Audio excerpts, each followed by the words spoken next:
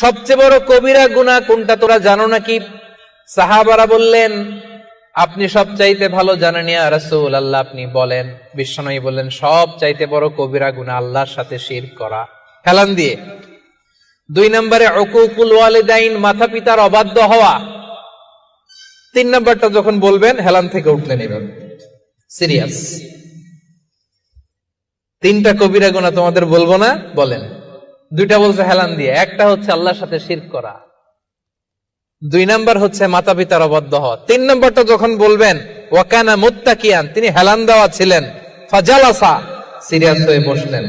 এরপরে বললেন, আলা ওয়া কওলু যুর, আলা ওয়া শাহাদাতু যুর, সাবধান, মিথ্যা বলো না, মিথ্যা সাক্ষী দিও না, মিথ্যা সাক্ষী দিও না, মিথ্যা সাক্ষী দিও না। বিষ্ণুবী বলতেই লাগলেন, কতবার যে বলছেন তার কোনো হিসাব নাই। কোন সুবহানাল্লাহ। সিরিয়াস, খুবই সিরিয়াস।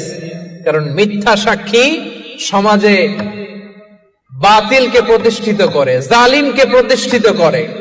মিথ্যা সাক্ষী সমাজে অন্যায়কে প্রতিষ্ঠিত